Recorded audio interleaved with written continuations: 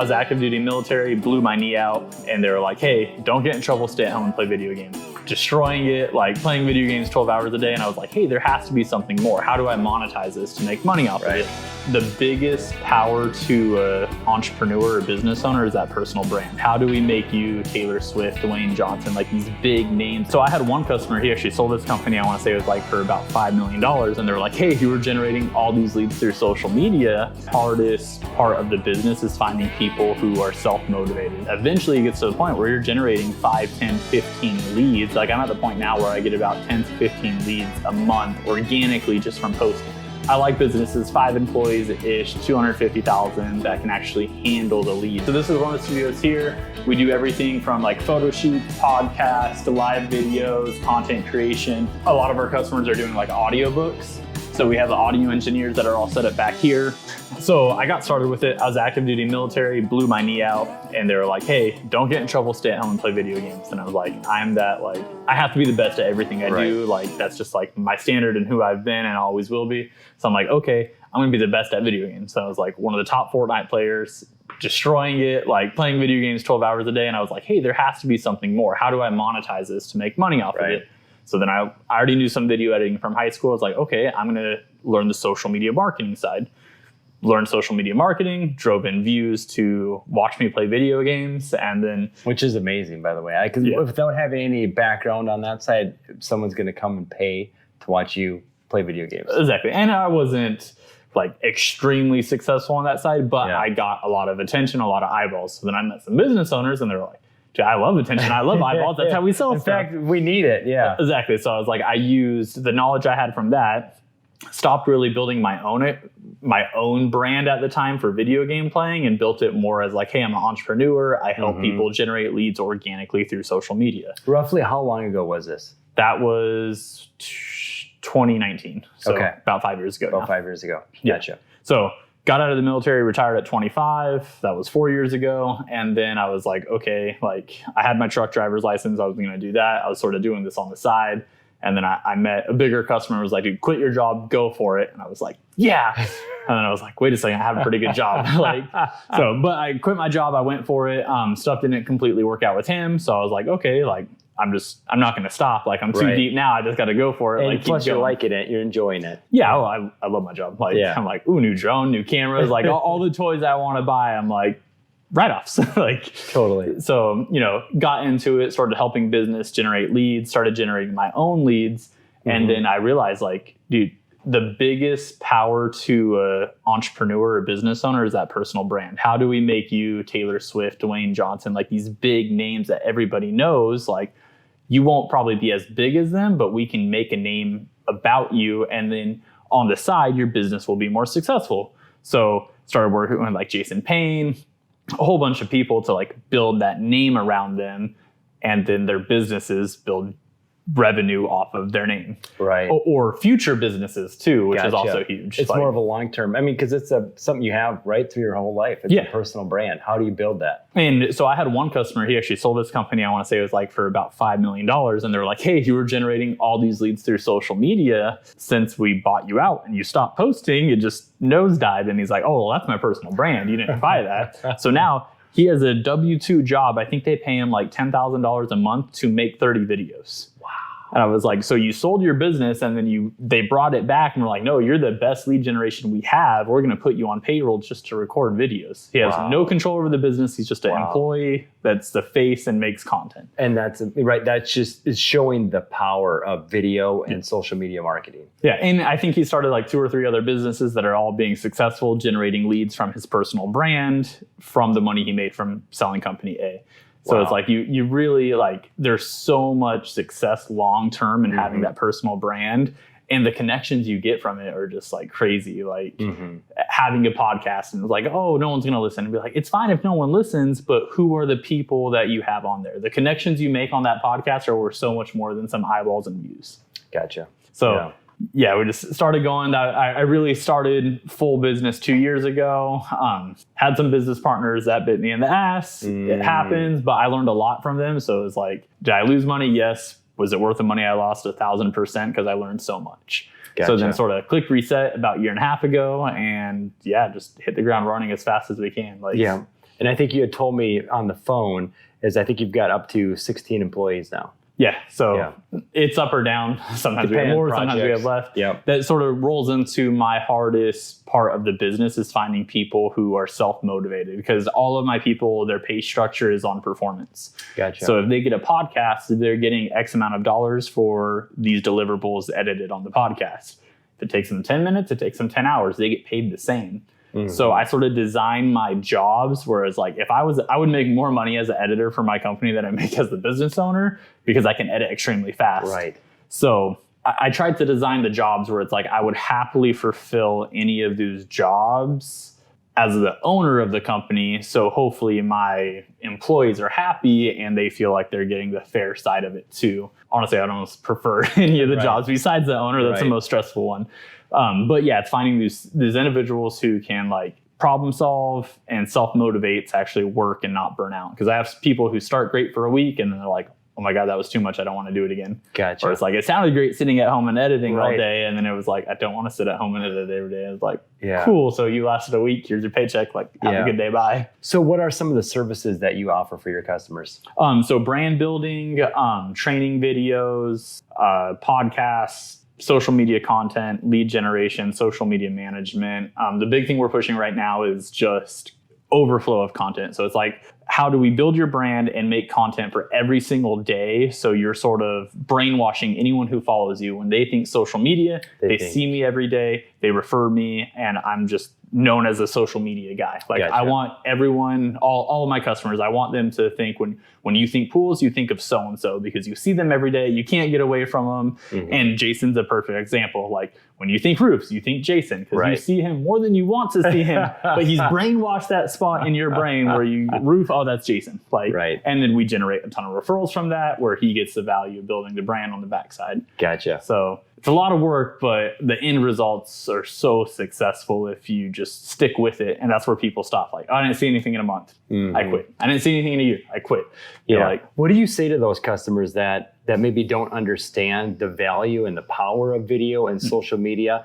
And they're looking at, like you said, they're seeing kind of like the short-term thing. They do it for a week or two, maybe a month, and they don't see results. What do you say to those? Just say, hey, you need to stick with this for the long term. Yeah, so it's like compound interest. So month one, we may get 0 leads, but we got 10 followers. Month two, 0 leads, but 30 followers. And then it eventually gets to the point where you're generating 5, 10, 15 leads. Like I'm at the point now where I get about 10 to 15 leads a month organically just from posting. And honestly, a lot of it's recycled content. It's not even new stuff because I'm too busy to go record new stuff.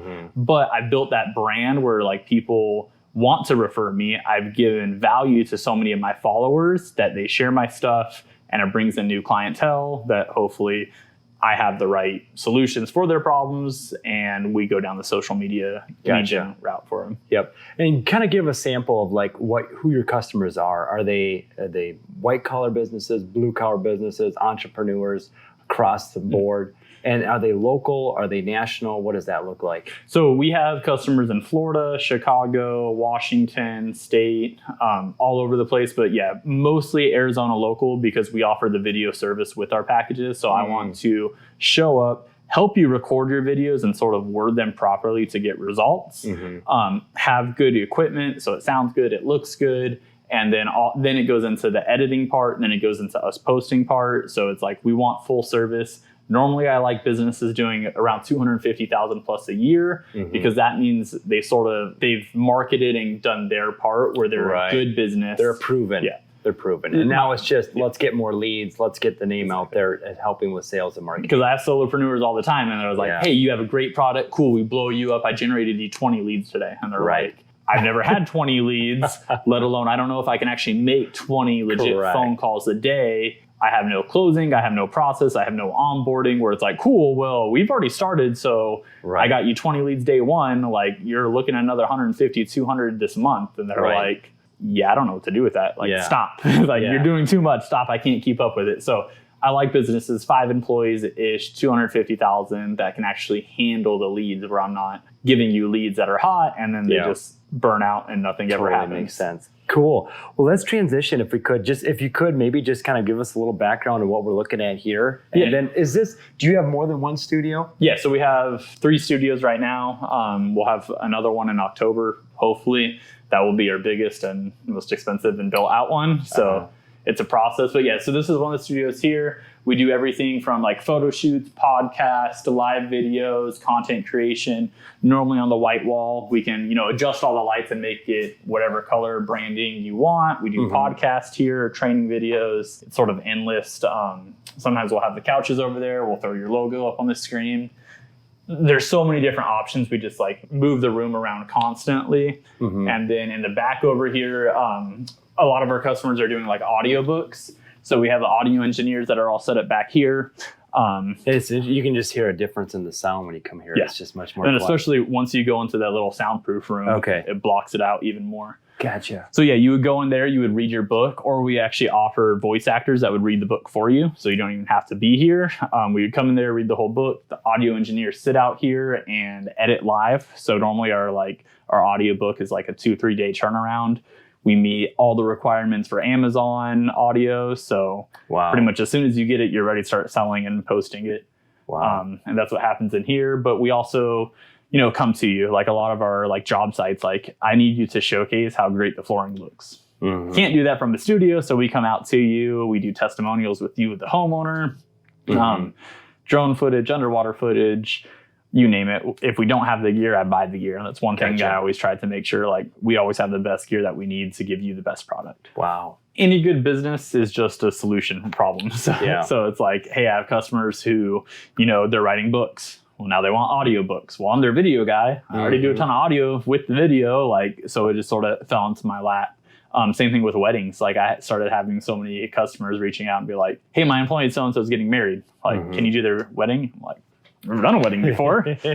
Maybe. So it was like I did some really cheap or free weddings, sort of build up my portfolio. And now I think we did like almost $200,000 last year in just weddings. Gotcha. And it was like, so I branched that off. It's part of your media guy, but it's own separate department where it's like, hey, these are my wedding photographers, my wedding videographers, my wedding editors. They sort of stay in that niche. That's what they like to do. They don't really like podcasts. And then I have other guys over here who are like, they're good at podcasts, they're fast at podcasts. They're like, I don't want to touch that wedding. It takes way more time. So finding the right people for the right positions, like I said, the hardest thing, but which is helping us grow, is getting these people to really feel what they like to do, where it's like they don't burn out and they enjoy their job. They enjoy it. Yeah, I can see it. But what is it that excites you about your business? I've worked, especially in the military days, I've had great leaders and I've had horrible leaders. And it was like, originally, I was like sort of scared stepping away from a normal job, like guaranteed paycheck, where it's like, I was worried, like, is this going to work? Like, am I going to be good? Is this going to be successful for me and my wife and my dogs and my animals? Like, can we financially afford this? So that's what sort of drove me in the beginning. And now it's nice to have other people depend on me. Like, it's not just, my mortgage and my car payments that have to be paid. Like, I'm paying the bills for all my employees, technically. Like, originally it scared me, and now it sort of motivates me. Like, I can't fail because I'm not just failing me or my family. Like, I have all these other people that depend on me. And I'm the oldest of, a whole bunch of brothers and sisters too. Gotcha. So it sort of like fell in line with me and my core values, where it's like, it's stressful having that, yes, but it drives me, where it's pushes like, you. Yeah, there's been times where I'm like, I owe how much on payroll this week? Like, the bank account does not have that. Like, I'm cold calling. I don't know how we're going to make it happen, but we always make it happen. Where do you see your company going? I'm at like 10 to 20 employees. The goal is probably to be at 100. Okay. I would love to be doing like $1 million of profit a year, but to do that, I already know I don't have, the onboarding, the intaking, the training. So that's where I haven't plateaued. We're still onboarding and taking new customers, but I'm really looking back of like, okay, what do my employees need to be successful? I want to make that good before I extremely scale. So this way my customers get the results they pay for, and we're not dropping the ball. So it's where I see us is 10x the size we are. How to get there, I probably have just a year of getting my processes down before I could even take that. Like, I would love to have another 100 customers today. But in all reality, I probably shouldn't, because I'm not they're not going to get the results because I can't onboard that much. So I'm one of those people, like, I have to be overloaded with, like, if I only have like 1 or 2 jobs, I do nothing. Like, I'll stay in bed, I'll sleep all day. So it's like I overload myself where I'm like constantly busy and I don't have time to stop. So yeah, when it comes to stuff like that, like, it's hard, but it was like, you can't stop. Like, there's always a solution, there's always a way. And as a business owner, like, really don't have anyone to call. I got lucky, I have some good business coaches that I can call, but it was like, there are certain times where I'm like, this is the issue, what's the solution?